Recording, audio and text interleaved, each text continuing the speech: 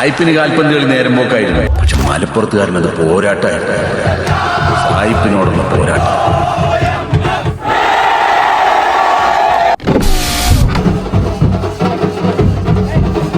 പിന്നെ ഇന്നാണ് കണ്ണൂരിന് മലപ്പുറത്തിന് കളി. ബാക്കിൽ കണ്ടില്ല നിങ്ങള് പൊടിക്കാൻ നിക്കാണ്. കളി എന്താണെന്നുള്ളത് നമുക്ക് കണ്ടറിഞ്ഞ് കാണാം. അപ്പൊ ഇന്ന് കളിന്റെ വിശേഷങ്ങളിലേക്ക് നമുക്ക് പോകാം ഗായ്സ്. അപ്പൊ ഇന്നത്തെ കളി എന്താവുന്നാണ് നിങ്ങളെ പ്രതീക്ഷ?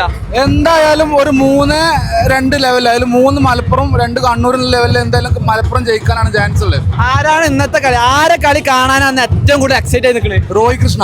റോയ് കൃഷ്ണന്റെ തിരിച്ചുവരവ് അതന്നെ, അതാണ് നമുക്ക് വേണ്ടിയത്.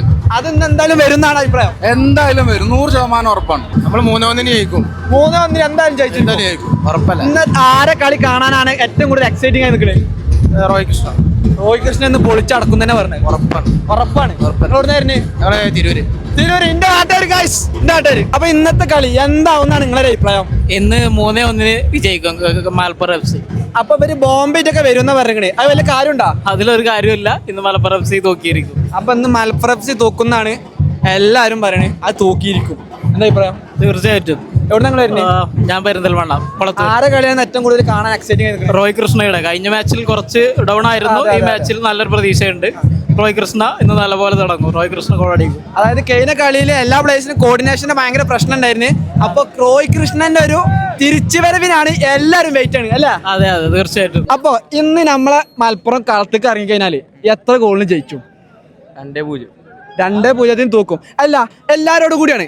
കണ്ണൂരേര് ഇവിടെ ബോംബെറ്റൊക്കെ വരുന്ന പറഞ്ഞിക്കണേ. എന്താ ഇതിനെ കുറിച്ച് പറയാനുള്ളത്? ബോംബ് നമ്മൾ പൊട്ടിക്കും. 3 ബോംബ് പൊട്ടിക്കുന്ന പറഞ്ഞേ. അത് സെറ്റല്ലേ എല്ലാരും?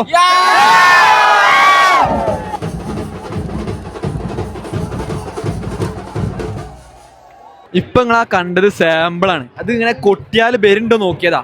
ഇനിയിപ്പോ ഒരു പ്ലേയേഴ്സ് ഇറങ്ങാൻ നിൽക്കണ്. ഇപ്പൊ ഇറങ്ങും. അപ്പൊ ഈ ബാക്കിൽ ഇതൊന്നും ആവൂല.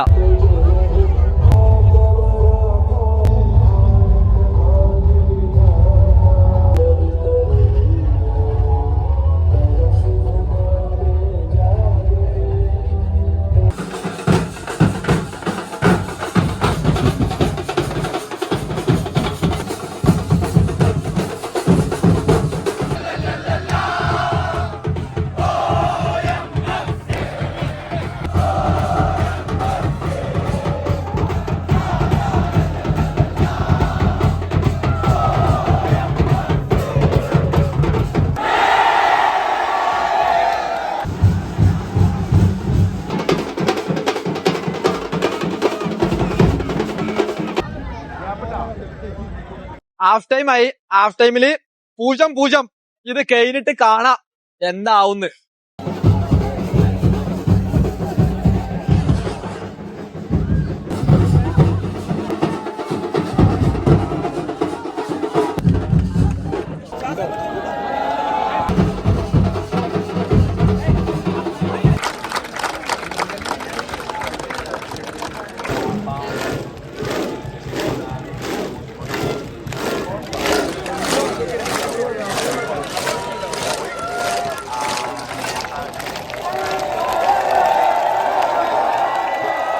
എന്താണ് ഇന്നത്തെ കളിനെ കുറിച്ച് പറയാനുള്ളത്? അത് കളി എന്ന് പറഞ്ഞു കഴിഞ്ഞാൽ നമ്മൾ അറ്റാക്ക് കുറച്ച് മോശമായിരുന്നു. അത്യാവശ്യം നല്ല ഡിഫൻസ് കളിച്ചു. കണ്ണൂർ കാര്യം പറഞ്ഞാൽ വെച്ചാൽ കണ്ണൂർ നന്നായിട്ട് കളിക്കാൻ പറ്റിയിട്ടില്ല. കണ്ണൂർ നല്ല അറ്റാക്കിംഗ് ഫുട്ബോൾ കളിക്കുന്ന ടീമാണ്. പക്ഷേ കണ്ണൂരിനത് നമ്മൾ വന്നിട്ട് കളിക്കാൻ കഴിഞ്ഞിട്ടില്ല. നമ്മൾ നന്നായിട്ട് അറ്റാക്ക് ചെയ്ത് അറ്റാക്കിന്റെ മോശം കൊണ്ടാണ് നമ്മൾ ഇന്ന് സ്കോർ ചെയ്യാത്തത്. അടുത്ത കളിക്ക് ഒന്നുകൂടി റോയ് കൃഷ്ണന്റെ ആകെ ഒരു മൂവ്മെന്റ് കണ്ടിട്ടുള്ളൂ. അതുകൂടി സെറ്റ് ആക്കിയിട്ട് വന്നു കഴിഞ്ഞാൽ ടീം സെറ്റാണ്. ഒന്നുകൂടി കോർഡിനേഷൻ കൂടി വരാം.